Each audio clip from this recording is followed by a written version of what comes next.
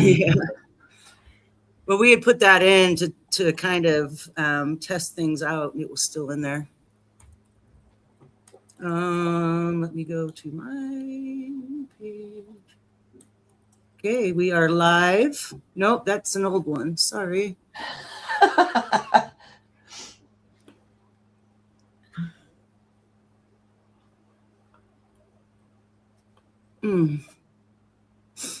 Yeah, we're not live yet. No. That was weird earlier when it said that I was live, but I wasn't. Yeah. I'm live on Twitch Yeah, I and saw that. and live on Substack as well. So You are? Why am I not seeing it? Okay. Well, someone's live. Let's see. Are we live on YouTube? I send the shorts via Substack to YouTube and LinkedIn after recording. So we're not live on YouTube, but on my end, unfortunately. Okay, I have. Well, I had connected mine to the YouTube, but it doesn't look like it's going. Do we need to join on Substack or just? Well, if you want to join the chats, you can open it in another tab. Oh, Yeah, here we are. I've got some. We are live. I've got us on Substack. We are live. Oh yes, and I also there's 9 people in the chat, so that's more than us. That's good. Oh wow, nine people in the chat on your guys' end. Oh my god, this is exciting. Well, I can't even find my live yet. So, but we'll get going. How many were in the chat?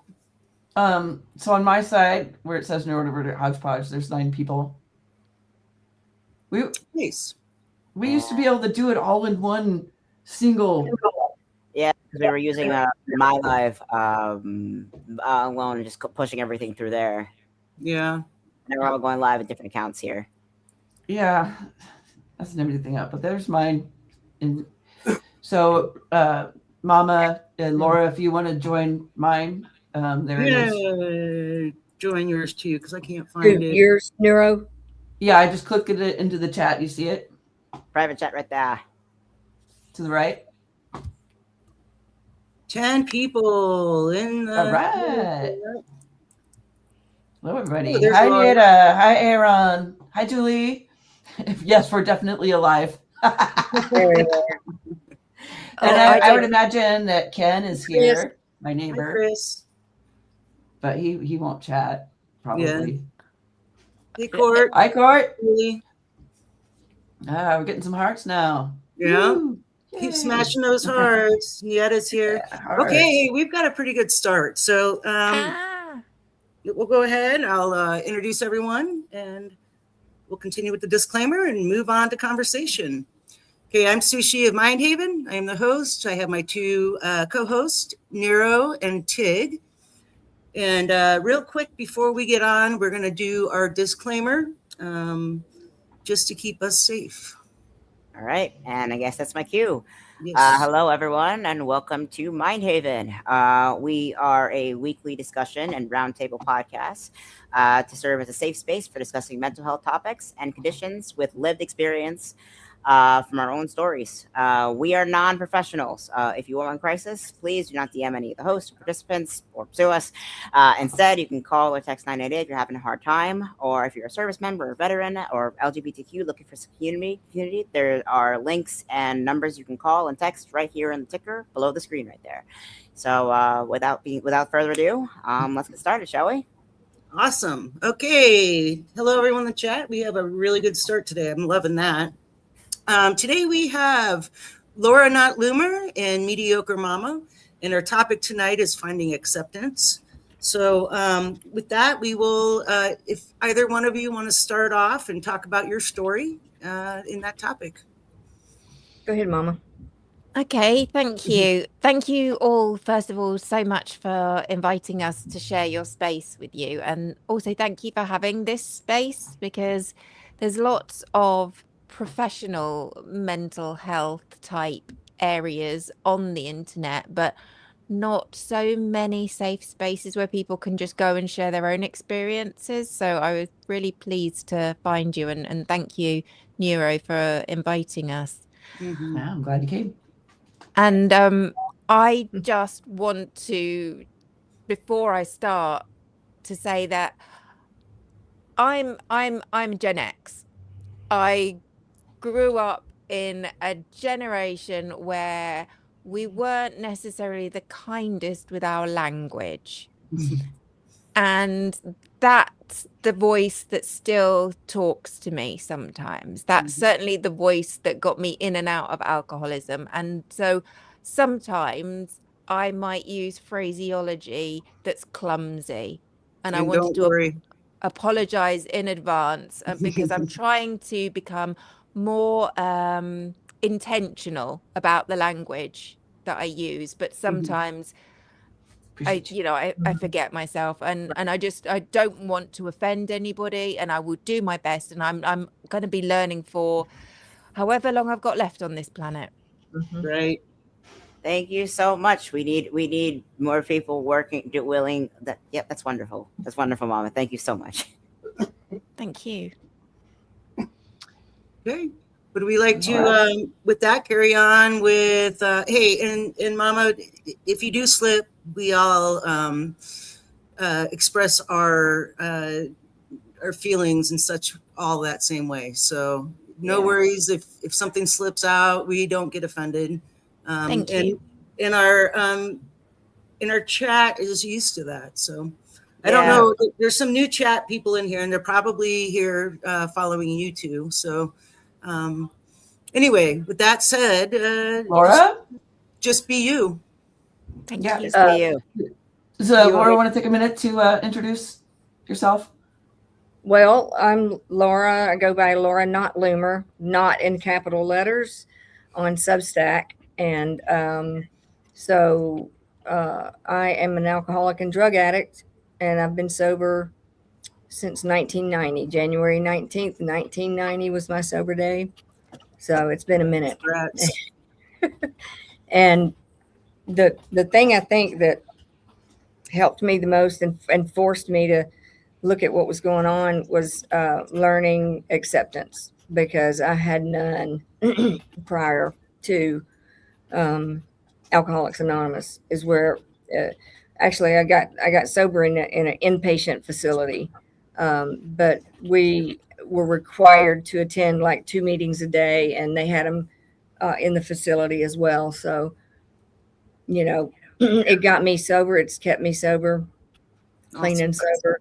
Alcohol and cocaine were my downfalls, and anything else, anything else I could get my hands on at the time. But cocaine kicked my tail end. Yeah. It really, that was my bottom. And acceptance was my savior. Awesome. Okay, yeah, and with that, our topic tonight is, I think I've already said it, finding acceptance.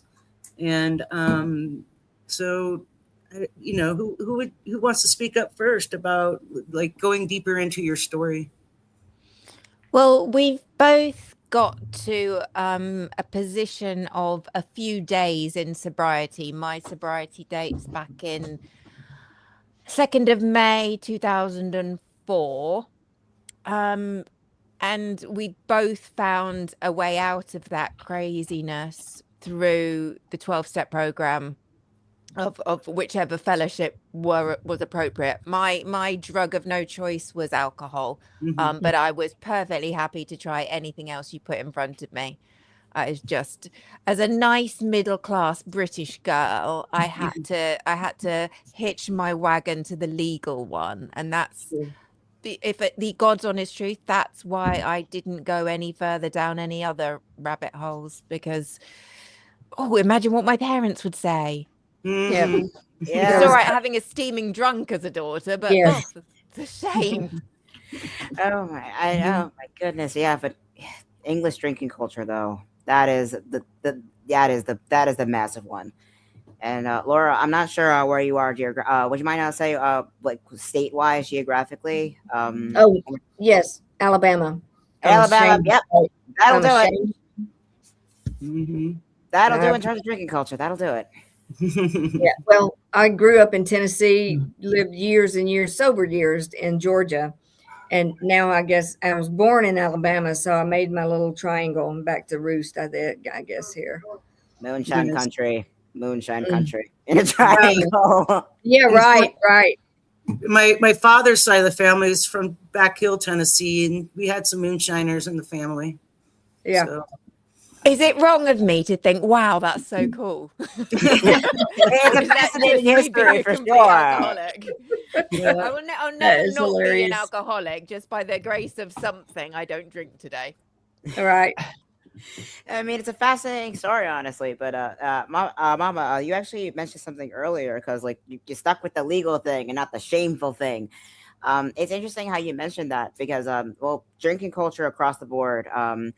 There is like it's kind of like an acceptable level of vice with drinking. And when did either of you realize that okay, this is no longer a vice, this is a problem? So what shifted? What was your catalyst? What was your tipping point? We both had very different tipping points, didn't we? Mine, I tried sobriety once. I went to a treatment center. We're not quite as strict here in the UK. We've not quite got the hang of it. We had to go to 2 12-step meetings a week. So and we bitched about that. So I don't know how I'd have got on with 2 a day. Yeah. I didn't want to be there. I was lucky. You may have heard of a private hospital chain in the UK called the Priory. It's where all the celebrities go. Not the one I was at, though, I hasten to add. But I worked for a very large accountancy firm, one of the big 4 across the world. And what's middle class like? Sorry, I can't see that. What's middle class In the like in UK. the UK? Ah, yeah. So middle class, that's middle income, probably professional parents.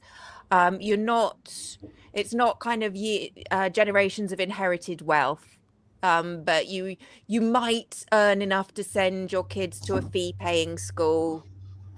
I went to a fee-paying school. My sister went to the local non-fee-paying school. We call them all different things, don't we, across the world? So I try and use the words that we all understand. Yeah. Both parents working. We would have we'd have at least one foreign holiday a year. We'd always get something we wanted for Christmas, maybe not everything, but that's what middle class looked like for me growing up anyway.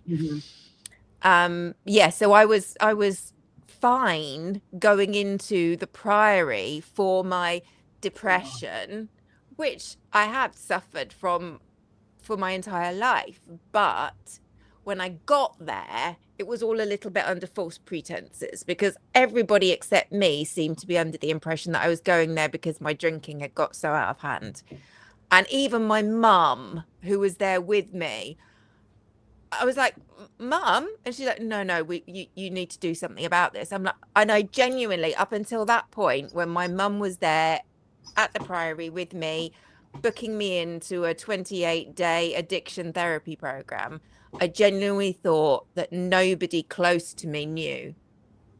I knew my work colleagues knew because that's where I did the worst of my drinking towards the end, but I didn't think my family knew.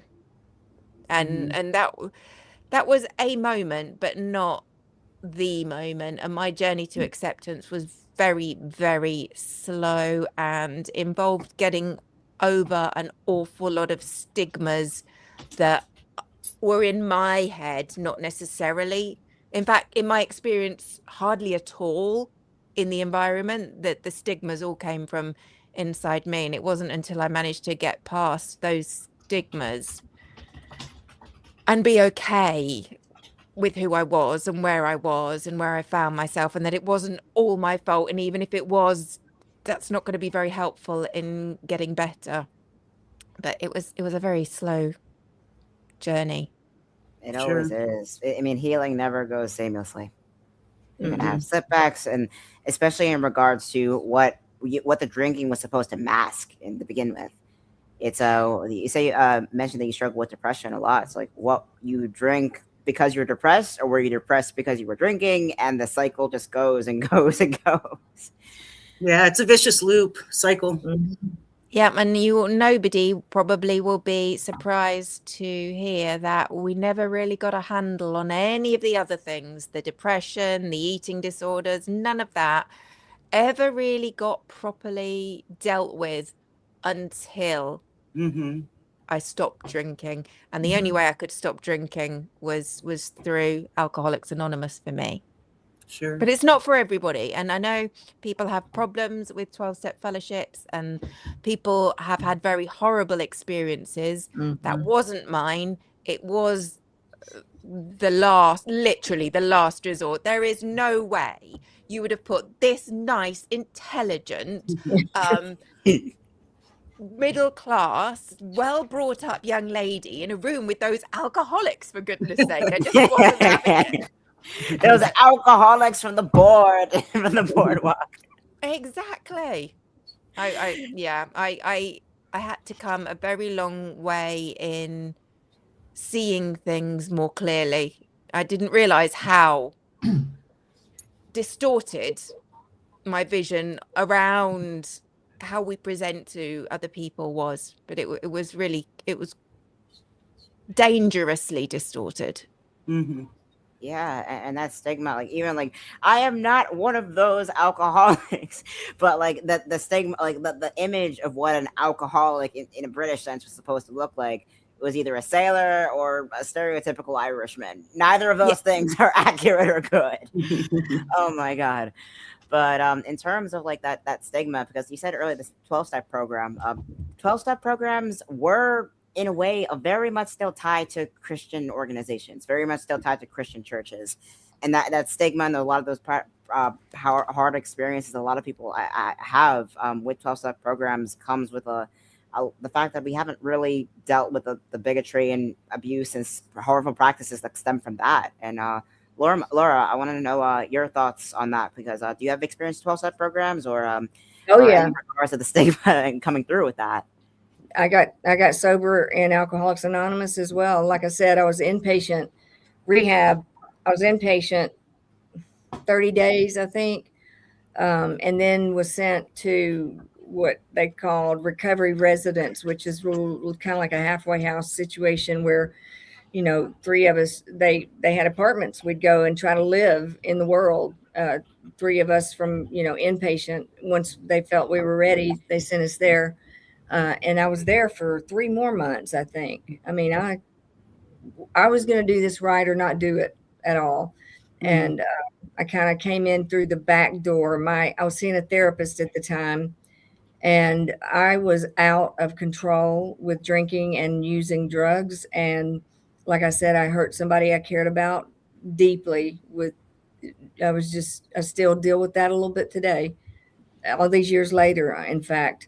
And my amends was to never, ever do that behavior again. And the treatment center that I was in, you know, focused on 12-step Alcoholics Anonymous. I can remember my therapist, once this happened with this person, I contacted my therapist I was seeing at the time, and she said, okay, would you go to this treatment center? And I said, oh, hell no. And she said, would you agree to go to a 7-day codependency workshop? Right. And I said, okay, I would consider that. And so that is how I went. The treatment center had a 7-day inpatient codependency workshop. And so I attended that. And all of the people in that group with me for 7 solid days worked on me. And it was the grace of God that everybody in there almost were teetotalers. I mean, you know, you fill out a thing when you first get there. How much do you drink? How much drugs do you do? And I, of course, lied about what I was using. But even my lie compared to those folks looked outrageous. Like, it was so stark, and it had to be for me. You talk about, you know, the religious aspect of AA being related. There's, you know, they're part of the tradition of AA is that we are not affiliated with any, what is it, religion, sect, denomination, or organization. or religion. And they have plenty of AA meetings in churches, and some of those do tend to lean towards the Christian flavor. But if that had been me, if that had been my experience, I can promise you I would not have gotten sober. And so thank God it was not my experience. And I was in Memphis. This treatment center was in Memphis. But when I was still in the 7-day program, I was walking up the hall one day and I heard this chanting, like, what the hell is going on in this place? This is weird. And I heard all these people just chanting and couldn't figure out for the life of me what I'd gotten myself into, honestly. And turns out it was the tail end of an AA meeting, and they were reciting the Lord's Prayer. And that's how we end AA meetings. Is we start out with Serenity Prayer and we end with the Lord's Prayer. And that's what I heard was that. And so kind of lost my train of thought just now. In fact, the train kind of crashed. It actually went off the rails. No, it's okay. Yeah. But yeah, religion wise, it was not my experience, because I can promise you, I grew up Southern Baptist, was forced into it by my parents. And once I was old enough to say, no, I'm not going to church. And I didn't want any part of that. I refused to go any longer. And I still today can't walk in a church that I don't feel PTSD. So thank God that, and I didn't have I was honestly, I think I was atheist or agnostic. I'm not sure which, when I came into the rooms, and they said, look, you're going to have to find a power greater than you. It can be the room here. It can be, the group. It could be your sponsor. You have got to come up and understand that there is a power greater than you. And they made me understand that, look, you can define your higher power.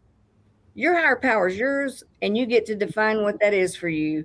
And it was like, wow, that was like magic. It was so freeing that they gave me permission to define a God of my own understanding.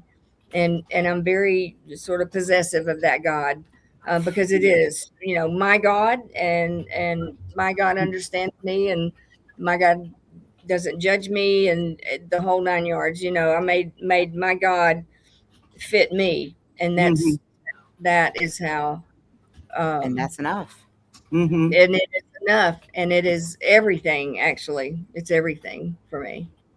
And I found, a spirituality once I could do that I never had before. Right. That's pretty incredible. I was fortunate enough not to be raised in any religion whatsoever. My parents gave us, my sister and I, that option if we wanted to go check out a service. But I happen to identify as an atheist now. I went to enough services to say, nope, not for me. Yep. So, yeah. Too many hypocrites walking around this earth. I couldn't deal with that. Yeah, the zealotry is definitely they're gonna say one thing on Sunday and then the rest of the week. Yeah, that I partially blame the United Kingdom for, because apparently dealing with the religious crazies and sending them on the freaking boat over here where they were not supposed to survive the journey was the more humane decision. You guys would set up bleachers and go set up the bleachers in front of the gallows on a Sunday afternoon. What happened to that? I can only apologize. Religious wars continued to happen for some time after that too, and the witch trials happened at the same time. Yeah. So craziness. Oh my God! But Laura, you said something pretty important, because I was raised atheist agnostic myself, and I was never like I was never a believer. I wasn't forced into it. I never really had it. I was isolated so badly by my biomusers, my parents. But it was always when in a situation where I either wanted to end things or should have flat out ended things right there. That something happens out of thin air, whether my apartment came in 45 seconds after I've already decided that enough was enough, or when I was tapering off enough psychotropic medications to knock out a schizophrenic hippo and somehow not die from the tapering process. Yes, exactly. I went through that too. Yeah, if there is a God, he thinks he's funny. He thinks it's funny because death is a cruel mistress sometimes. Yes, it is. Yeah. But at the same time, it's interesting how even if you have that experience, whether you're like have that stigmatized, trying to separate that, well, I'm not one of the alcoholics, or I don't want to be one of the part of the religious crazies dandling snakes over their faces in church. Yeah, but even then, you can still find a place of grounding by finding something higher than yourself, whether that be coincidence, chance, math. In my view. Exactly. Yeah, that's fascinating. Honestly, that's honestly something I think a lot of people need to really try to evaluate, because it is comforting. And I think there is a place in society for that. It's comforting. Sure, it is. Yeah, it is. Getting back to the topic, I think, and with religion, I know we're getting off the addiction part, but I think a lot of people are trying to find their own acceptance when they do join a religion. They feel like they don't have any other option, and there's a community there that will welcome them in. And I mean, I live in Mormon country, Yeah, but even so, it's like that's honestly why people are susceptible to things like scams and cults and really dangerous situations, or even like falling into addictions or any of that when they're at their lowest point. When you're in or we're having a hard time, struggling with your mental health, or at a major life transition, you move to a new city. If you don't really have a lot of security, something tethering to the earth and the sky or whatever, you're going to be susceptible to bad actors or some nasty or some really nasty impacts and illnesses that could really screw with you long term. And it could be hard to untether yourself from that once you're in it. Yeah, that could also be the same for an abusive relationship, or even for something like a radical political movement. yeah, Right. Yep. What it comes down to is community. It's so true. And with us being pack animals as humans, we're all looking for that community. So if we are feeling a little bit like we don't belong for any reason, like you were saying, Tig, it's really easy to be sucked in by the first community that will have you. And if that happens to be a harmful community, it's almost better the devil you know. At least they want me. Right. At least these steaming drunks who, once we've all had enough, we don't give a shit how the rest of us are getting home, but we'll all start the night together. So that's good enough. But they want me. And I think it was a Groucho Marx quote. I was very much that. I didn't want to be part of any club that would have me as a member, but I wanted to be a part of every club. I just was looking for a home. I was just looking for someone to accept me. All the acceptance that I thought I needed was coming that way, and that it wasn't. It wasn't. That was my big mistake. Yeah. Well, I think it's a learning process too. I mean, I don't think any coincidence is a mistake. It's a learning experience. So yeah, and it's also like a human part of the era too. I mean, for most of human history, our third spaces are like gathering and communal spaces. We're either religious oriented, because religious spaces doubled as administrative spaces and whatnot. For most of a good chunk of human history, abbeys, monasteries, whatever, multiple different faiths, doesn't matter. Or once we hit the Enlightenment, Renaissance period, and society becoming more and more secular, we had that separation for the good reason. We switched church culture with drinking culture, and that has taken its toll. So I think where we are right now is trying to figure out, in terms of human history, and that's never been done before, because if the bar sucks and the church is, the abusive practices that go on in there have become impossible to ignore, what space can we create to replace that need for a community in third spaces? Because that's really what we all need as humans. That's always what it comes down to. Yeah. That's a tricky one, because I don't know how the answer to that. I don't think any of us do. No one has the answer to it. Yeah, I mean, in Enlightenment Europe and London, they set up coffee houses and tea houses, and again, pubs and occasionally brothels. The same thing with in the United States here, or you would go to like you would meet in certain spaces like church on Sundays. You had that routine. There are places you can go third space wise, and I mean, I'm a college student. I'm kind of isolated doing things on remotely right now, but still trying to establish that community and find that third space with people that not only just want you but don't have they want you seemingly unconditionally is very and I think that's something like people, especially like I'm 26, I'm like midway elder Gen Z. That's something we're kind of reckoning with the late stages of it right now. I would not want to be your age again, honey, for nothing. This Not these times. age right there. Yeah. I am so thankful that smartphones weren't a thing at the worst of my drinking. Otherwise, there would be one hell of an internet history I would have to track down. Yeah. I'm so grateful. So many things that I'm grateful for. I'm grateful that I managed to overcome all, but at least one at a time, all the stigmas that I thought I had. So absolutely, God was like, I am intelligent. I am science-based. I'm not going to believe in your silly guy in the cloud. That's just ridiculous. I'm too smart for that. I was really, really arrogant because I was really, really scared. And I had to, I'd grown up learning, well, you're the smart kid, never was the sporty one, never was the pretty one, never was the funny one. The label that I got was the smart kid, and I embraced it because I knew I wasn't any of the other things. I was pretty sure I wasn't the smart one either, which made that even harder to project being the genius in the room, and it's exhausting. Sure. I completely understand that. Honestly, it's one thing because like, well, you spent your entire life from childhood, you were told you're supposed to fit this role, and it just didn't happen.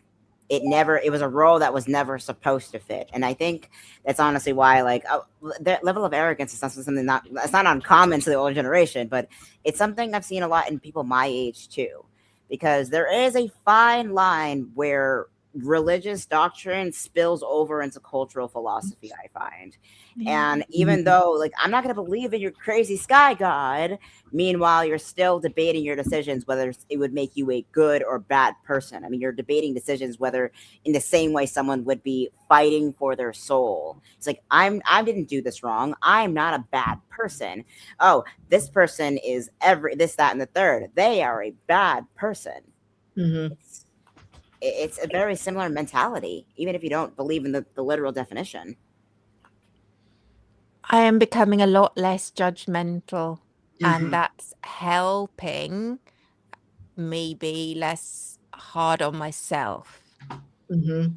Because there was nobody I would judge as harshly as I would judge me, because I was failing in every single direction, and can still see that. It's a lot easier to see the directions I'm failing in rather than the directions that maybe I'm actually making a really useful contribution.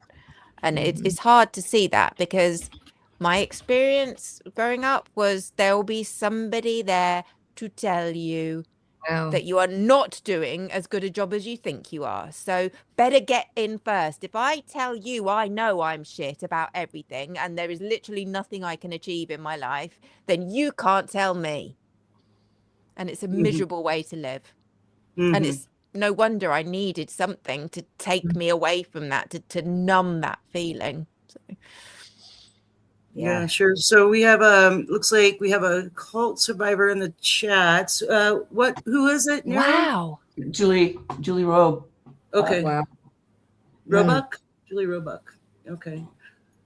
Wow, Julie. Yeah. My sister got heavily involved in the Mormon church. We grew up in Northeast Ohio, but the original Mormon temple was right there. So we did have a lot of Mormons growing up, but they are a completely different type than they are in Utah. Different flavor of Mormon. Yeah, they're not quite as weird, I guess. But at any rate, she married twice into the religion, and it wasn't good for her. It did not turn out well, and I can probably say she is somewhat of a cult survivor as well. Wow. Yeah, one of her second ex-husband, was not a very good man, and did a lot of weird, like, bad stuff, and almost took her life. But I don't want to go too deep into that, but it just shows you, like, each religion has its, glitches. Not all the people that are practicing that religion are good people to begin with. They're just doing it as a status quo, Out of habit.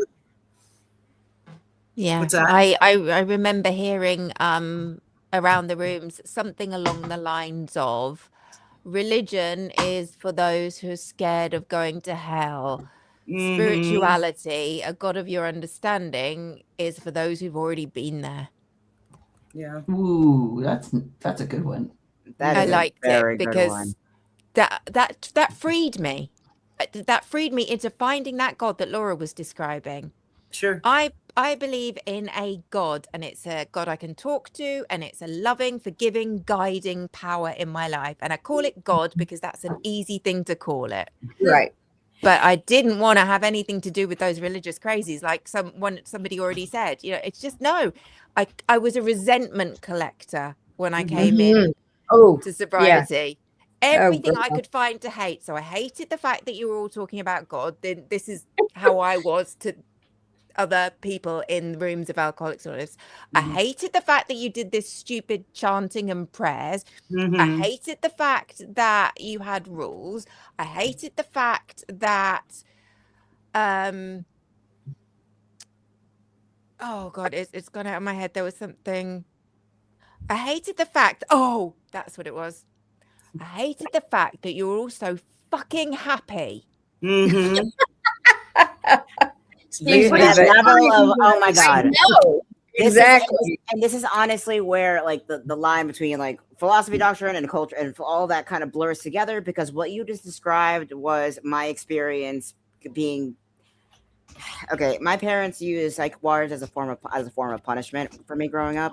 They basically, I'm on the autism spectrum. I'm an autistic savant, along with with the ADHD in there too. I have a very rare kind of genius in a clinical sense. But with that in mind, like, I was forced back into these DBT groups over and over and over because I liked having a cheeseburger backpack, and I wasn't my parents' perfect child, what they wanted. Essentially, I wasn't fitting the role it was supposed to, which is basically supposed to be a pet for my parents to take care of indefinitely. I was clinically genius, but that role was not meant for me, meant for my brother. And being stuck in this group with the DBT stupid worksheets, oh my God, it was like these. We all just fell off the stage. Yeah, I just noticed that. I wasn't sure if it was my bandwidth or. I'm not entirely. No, I don't happened? see any of us, but I can still hear us. We all fell off the stage. Yeah, off the stage. We exited stage left. Let me remove everyone and see if we can add you back in, because we still have like 20 minutes to go. Yeah, we know, Nieta. We're trying to work that out. It's a tech issue. So Judgment. Let us know if you need us to do anything, because otherwise I'll just be sitting here waiting. Oh, there's Tig. There's Tig. Tig Hey, came I'm back. Hey, Oh, I'm back. Somebody hit a button. No one touched anything. It might be a Keep me subset. away from all the buttons, because It I might am have been pressing. me. I was trying to enter something into the private chat. It might have been me. Oh my God. But We what was forgive I you. saying? What was I saying earlier? It's We that won't judge you. no Right. judgment. Right. No judgment. That- Oh my God. Yeah, but what was I saying? There's some programs when you enter a space that, even when it's technically not religious oriented, when you enter a space with a group, an organization, or any kind of community, or any kind of space with group gathering of that kind, that act like a religion. They were going through the DBT DSM-5 handbook. Oh, brother. Oh my God. I threw out every single worksheet as I walked out the door because I knew someone in my family would dig through them on their weekly, like, tornadoes through my room. They would find the worksheet and use it as a fucking Pokemon. Like, radical acceptance. I choose you. The power of Dear Man compels you. It's like, what the? You're right. First of all, this is ridiculous. I am being drugged against my will, and you're putting that shit in front of me. It's like that kind of frustration is like you hate the worksheets, the pamphlets, and freaking papyrus text. It's all freaking cringe, is what it is. Yeah. And I think kind of getting out of that, we all need to find some way that we can tap into that like higher power kind of God. I mean, for me, it was like, oh, the absurdity of it all. Fine, I will stay. I will fix things as long as I can. So that was enough. It wasn't the slogans or the 12 step or any of that. It was really just like a few people that I could talk to, some people close to me that I could just be honest about the absurdity of all of this. Sure. I do have a God, to be honest with you, and it's the great outdoors. Yes, Yes. me too. You know, I ride a Harley, and I used to say, I'm going to head out and go to church, and that was my church. Getting on my bike and going to ride with the wind in my face, and yeah, you know, I had a motorcycle as well. It wasn't a Harley. Yeah, I had a motorcycle as well. It was not a Harley, but it's that I live in the northern part of Utah, and we have lots of canyons, mountains. Yeah. And just getting on that bike and riding through our beautiful canyons, and it was amazing. Right. I would go hit sounds... the country back roads where, you know, I might see 2 cars on in 30 minutes. Those kind of roads, and windy and hilly. Yes, and nobody on them. It was just church for me, and you know, nature is church. Hawks are my God now, more or less. Nice. Yeah, systems for me are my thing. I love finding systems and the way things organize. Like biology intersects with so much. I mean, once you learn one subject, you just find the connections of how it connects to another. You figure out that my first love was zoology, but then I figured out that wait, parasites are animals that live inside other animals. That counts. And next thing I know, I'm in the medical field, and it just goes on and so on and on and on. Yeah, so, amazing. Oh, did we address what Summer said? So she wrote, judgment is such a beautiful thing to leave behind. We need it, but only need parts of it. It's lifelong work to understand.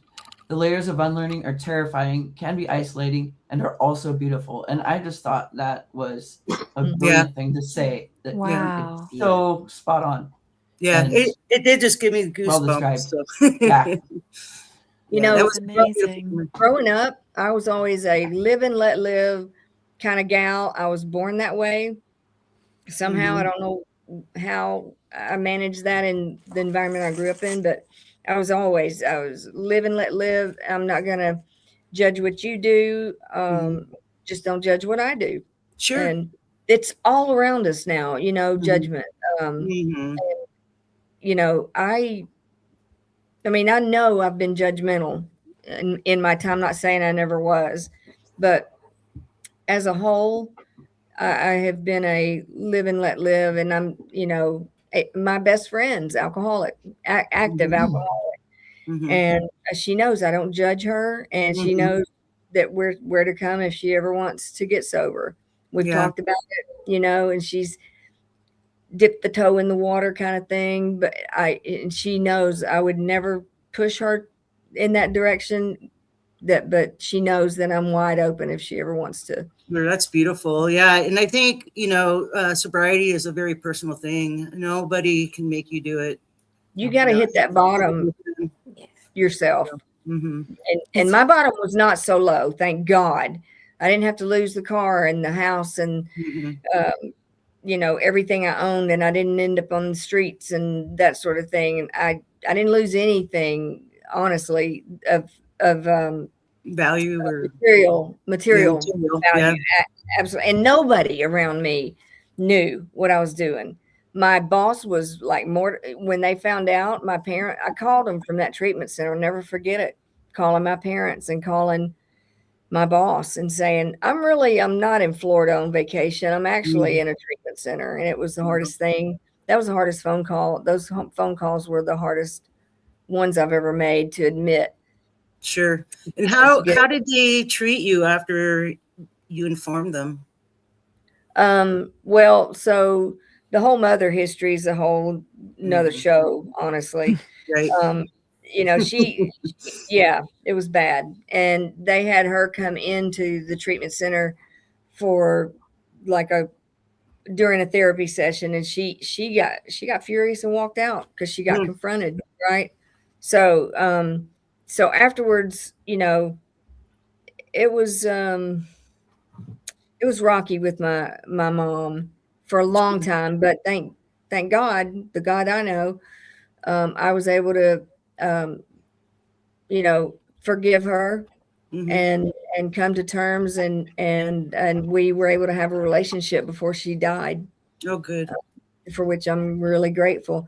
And today I was thinking about this the other day, like when she did pass, I didn't feel any loss really, you know, and I feel almost ashamed to say that. On some level, I probably am ashamed of that. But I was looking at a picture of my dad, who was my idol growing up, and he was my rock. And I was looking at a picture of him yesterday, I think it was this morning. And then I have a picture of my grandmother to the other side on the table. And I was saying hi to them, and I'm like, I miss you guys so much. And then I thought about it. I'm like, you know, Mom, I miss you too, actually. And for me to ever get to a point like that, where I remember, you know, more of the good stuff than the really horrible stuff, is a gift of aging, I think, and sobriety and acceptance. Really, you know, Absolutely. That's the gift. That's one of the gifts that acceptance has given me, is ability to leave all that just horrible stuff, painful stuff You in know, your view. yeah. And like you were saying, that would be a whole nother show. I mean, I've been wanting to put on a show about generational trauma and family trauma, and how we all got through it and found ourselves. And, you know, anyway, that's a little side note. You know, I remember when my parents had their 50th, I think, wedding anniversary, and they had a party, and we were expected to speak, my brother and I, like in front of all these people. And I thought, what am I supposed to say to these people? And I was a few years sober by then. And I just remember saying, something to the effect that, you know, but for my family, I wouldn't be the person I am today. And I really like who I am today. And that's pretty much how I left it. And you can take that any way you want it.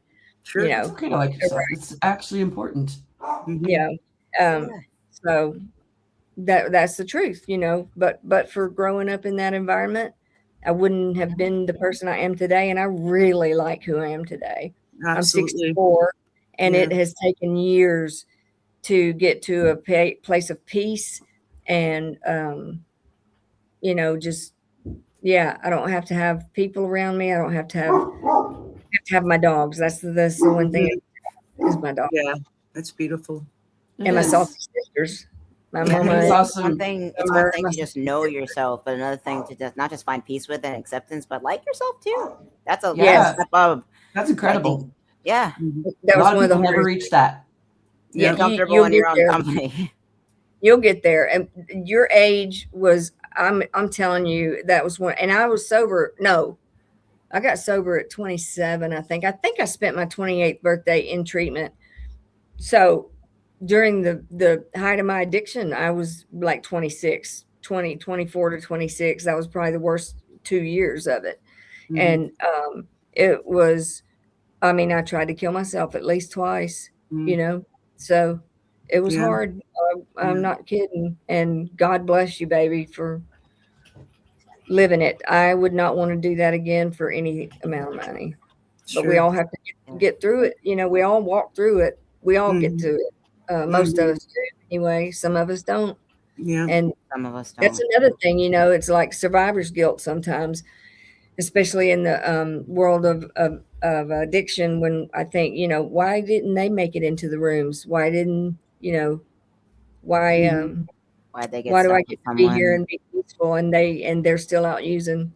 For sure. I've had several friends, well, a handful of friends that have passed due to overdose, and they're devils with the addiction. So it's hard, and there's nothing you can do to help them. It's Right. just Like I said, my best friend, and I'm just, she's gonna be in poor health pretty sooner than later. She had some liver enzymes that came back elevated, and that's been a couple of years ago.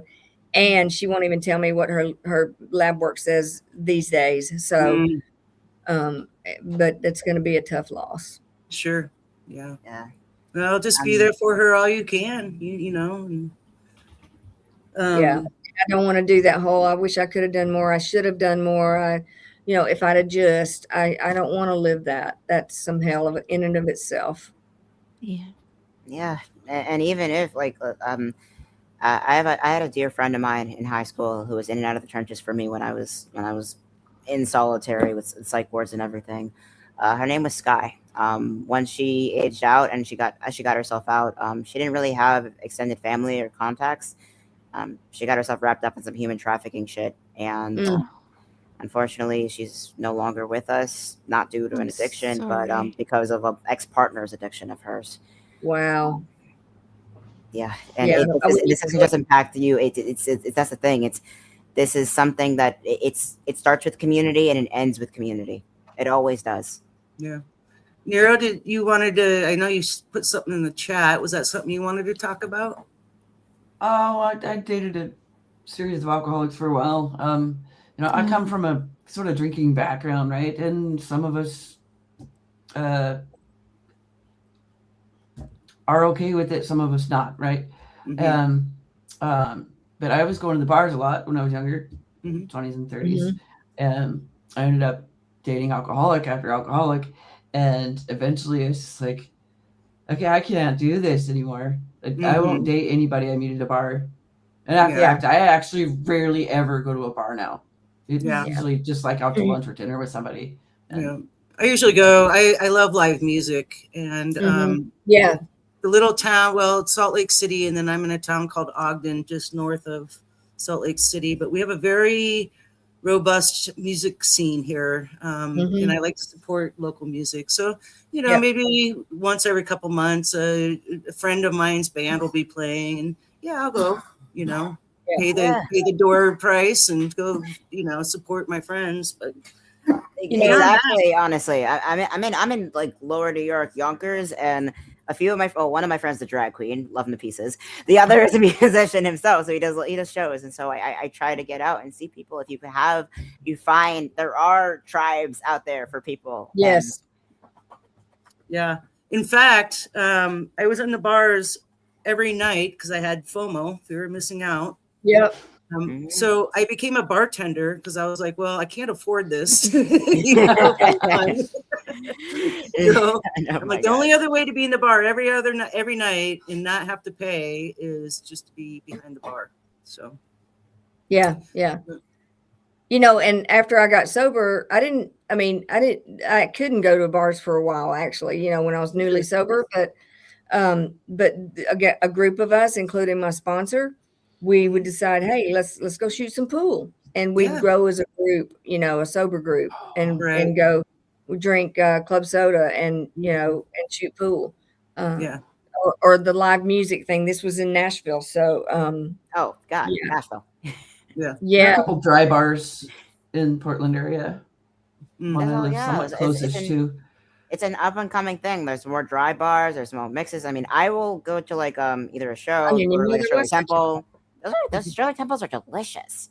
Yeah, but I've never heard that term. That's something I'm more familiar with, I guess. With dry bars, it's like a bar setup, but there's no alcohol at all in there. Yeah, they Great just feel like concept. A little lot- mocktails. Recovering alcoholics go to them. Love it. Mhm. Yeah. That's And a also, like, great a lot more idea. young There wasn't people. anything like that back in the day, but Oh yeah, not back then. Even in, you, Laura, you have 10 years on Mama and Me, and so like we're not familiar with that either. I think the gen, the millennials and the younger generations have watched the Gen Xers, especially. All of our shenanigans, and they're like, Yeah. no, that's not The for me. 80s was nuts. Feral yes, it generation. was.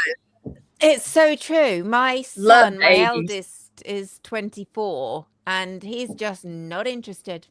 Yeah. He's also autistic, Mm. as is my younger one, but he's only 12, so he hasn't quite decided whether he wants to drink or not. But Right. yeah, my eldest son, he was kind of, well, I don't think he has. But he's like, nah, I tried it a bit, tried a bit of weed, didn't really like the way it made me feel, so nah, didn't do it again. Good. I'm like, Yeah. wow, how do Right. you do that? First person. I mean, like, Yes. from like, I mean, maybe this is just my perspective. Like, a neurodivergence, like, where our brains are already loud. We don't really, and we find ways to calm ourselves down before, like, we even get to like access to like weed or drugs or anything like that. Like, if Mhm. you have to function in day-to-day life, grow from like birth onward without people Yeah. trying to hang you from the gallows. Mhm. For being any number of ungrateful, this, that, and the third, you learn to self-soothe very, very early on. And it's like, this feels unnecessary, so you just don't do it. Right. Yeah. That's been Well- part of my acceptance journey too. Sorry, just quickly, because I know we're near the end. Yeah. It wasn't just about accepting that I was an alcoholic. It was about accepting everything about me, the things I'm good at, the things I'm not so good at, and accepting other people that I didn't necessarily understand. So Mhm. I hadn't got a clue what it meant to be neurodivergent when I first found out that my eldest, who wasn't diagnosed till he was 18, so he's had a tough journey. Mhm. And I've had to learn not what autism is, Mhm. not how these people behave. I've had to learn what works for him in our home, what works for the three of us. Yep. When Yes. he's being an arse, I can tell him he's being an arse. Mhm. Yes. But when he needs me to stop singing because the noise is going right through him, that's nothing to do with my beautiful singing voice, I hasten to add, then I can just, okay, I hear Right. you. Mhm. Yeah. And we give and take, and there's so much love. It's not the house, and this is no disrespect to my boomer parents, but it's Mhm. not the environment I grew up in. We Right. love each other so massively. We just want to try and make each other's lives easier, and we have to find each other's I love that. way. Mhm. That's always Yeah. what it comes down to. It's Yeah. like, and that's Can't not do something that. like you can grow up in families that operate like cults, or you can cultivate families that operate like community. I Yeah. love I that. I mean, my mother was a special needs teacher through and through. She drank the Kool-Aid on fixing autism and the whole eugenics BS, all of it. And she's regretting it now, years later, after I had to survive 4 years of homelessness just to get away from her. Mhm. But even so, it was a long, long road. And even now, like, I'm 26. This is the 2000s, the 2010s. If you had a kid who was autistic, you drugged them until they couldn't think anymore. That's what you Mhm. did. And Right. even like, it was the 80s was crazy. Like, if you had if you were depressed, you drank. If you wanted to lose weight, you did the Judy Garland diet and you smoked. Mhm. That's what you did. And even coming into it now, we understand now that, like, yeah, this was harmful, but also accepting what happened to me and understanding Mhm. that the knowledge either wasn't there or wasn't taken seriously, or was my parents were manipulated as well on that front, to their credit. Sure. It's also like coming to acceptance and Mhm. coming to terms with the time, because we're in a Right. very interesting era in human history right now. Yeah. And I- Absolutely. That's what's it's- going on today, isn't it? Yeah. Yeah. It's crazy what we're dealing with. It But is the listen, top of the hour. acceptance- What's I just that? want to say acceptance is a Mhm. whole different thing from accepting something like what's going on around us today in Oh, absolutely. politically. Okay, Yeah. it's a whole different thing. I don't accept that, but I don't either. I have to accept the way I feel about it and Mhm. process that and own that, what and my Absolutely. behavior about it. Yep. Yeah. Yep. You call a spade and you say this is shit, so you can shovel it Yeah. properly. Okay, so we've started this new thing. It's been a few episodes now, but we like to carve out a little joy before we end our live. And so we'll go around the room and just talk about something that has brought you joy in the last week or so. So we can start with the guests. Mama, would you like to share something that brought you joy? I have had the biggest moment of joy, and it's not even my personal joy. It's that parental joy that you get from seeing one of your kids happy. And because Alex has had his struggles with finding how he fits in life, he struggles to be happy.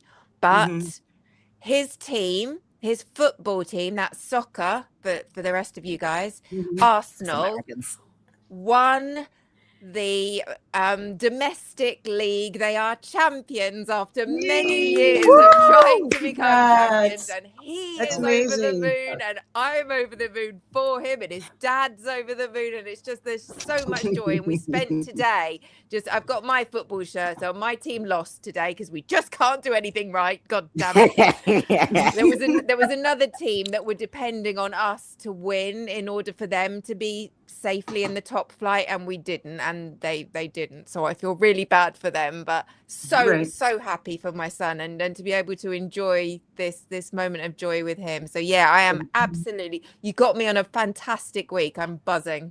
Oh, good. How about you, Laura? I don't have anything near as exciting as that, but the one thing that brings me joy every single day are my dogs. Yeah.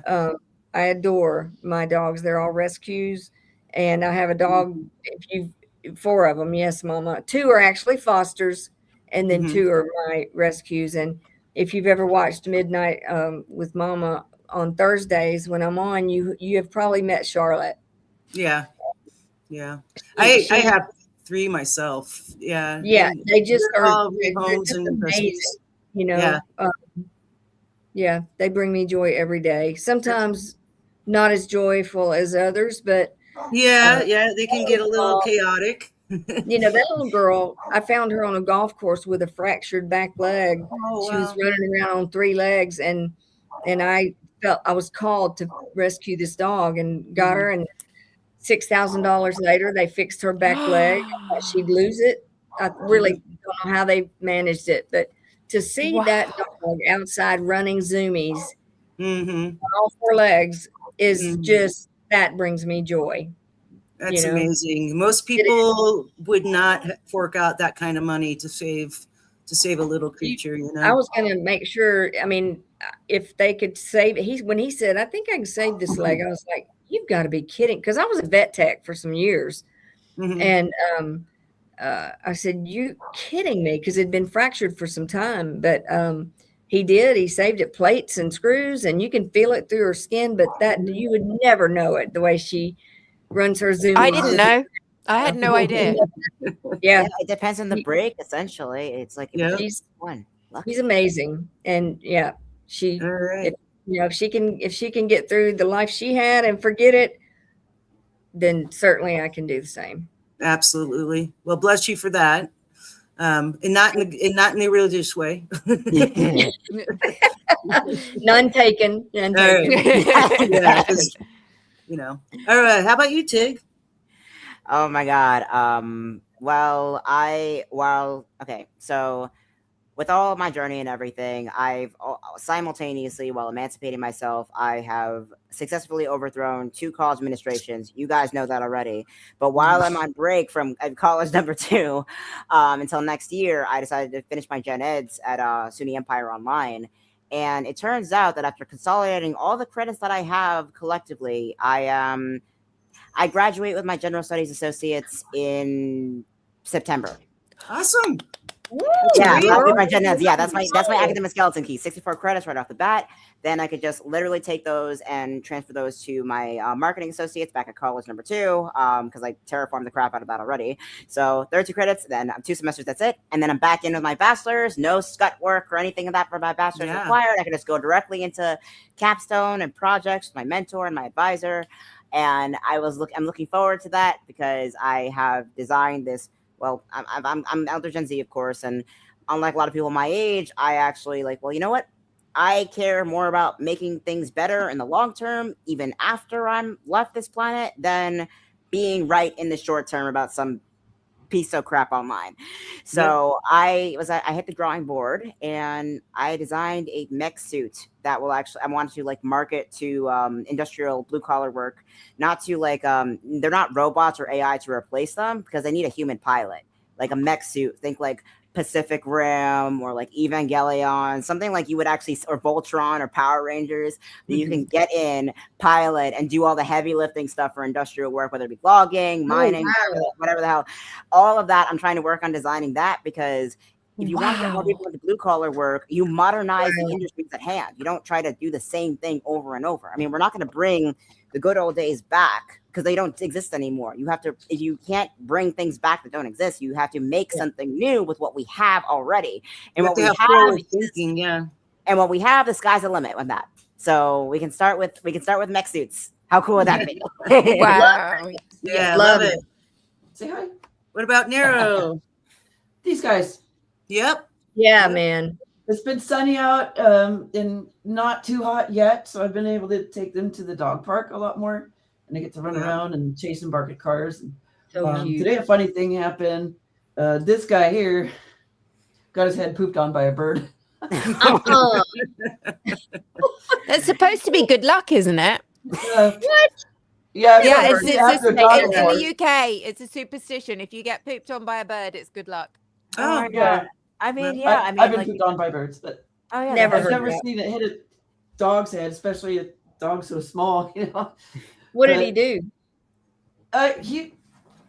He's just running around. I just noticed the white thing on his head, and I'm like, "Come here, come here." here." That was an exceptional aim on behalf of the bird. Okay, that bird, that was a targeted hit. Okay, I refuse to anyone claim otherwise. Exactly. I was going to say something really offensive about where we need marksmanship like that, but I won't go there.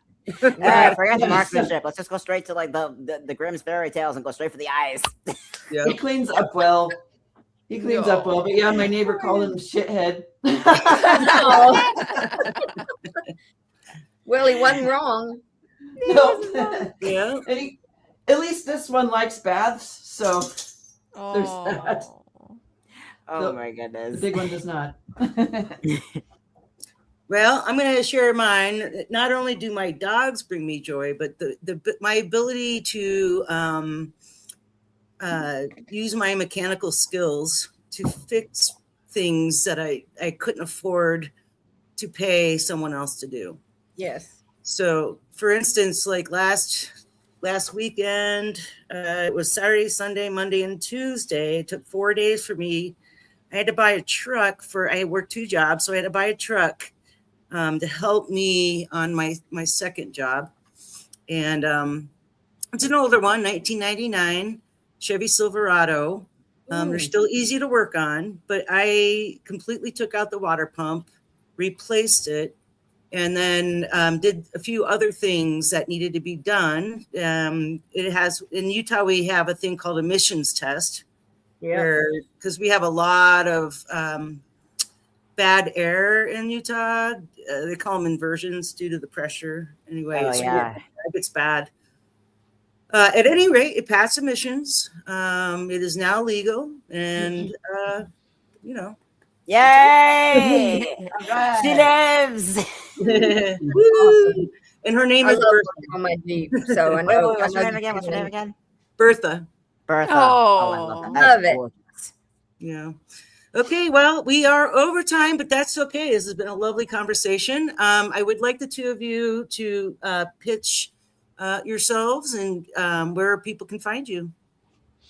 Thank Mama? you so much. Thank you for having us here. Yeah. I'm Mediocre Wonderful. Mama over on Substack and Mediocre Mama UK on most of the socials and Mediocre Mama on YouTube. And we have the Midnight Cafe every Monday at 7 p.m. Eastern and Thursday at 7 p.m. Eastern. And Monday is just me having a deeper look into something I didn't know enough about, so decided to learn more. And then Thursday is when myself, the lovely Laura, and our awesome Summer get together and try and be a transatlantic triangle looking at what on earth's going on in the world. Awesome. Oh my I love And the God. volcano. And the volcano, Yes, yeah. Anybody yes. who's misbehaving, we have the volcano, which is basically the naughty step for numpties. I don't know, is numpty a word in the United States? It means No, but Yeah, we don't use silly it so much. shit. Oh, I don't think numpty has been used in common phrasing since like 1875. Wow. To this day. Hello. I can To extrapolate. those My of us, yeah. circles. Oh my Thanks, God. Kay. Numpty. Oh my God. All So right, it's- Laura, where can people find you? Well, I mean, I'm really just sort of hanging out in Substack, but Mhm. Laura Not Loomer's my handle there, and I occasionally publish something. But essentially, I'm on Thursday nights with Mama at her cafe, Mhm. and you know, it's worth logging in to watch just to find out who gets tossed into the naughty Mount Mama is what we call our volcano. And so We gotta it's get worth Summer logging out here on sometime. just to see who gets tossed into Mount Mama for the day, for the Okay. week. Yeah. That's amazing. So we're going to go ahead and log off on the live. We do like to debrief after. So if the two of you would like to hang out for a minute, we do like to give the hearts. Thank you everyone in the chat, and we'll see you next Thank week. you, everyone. Thank you, everyone. Thank you.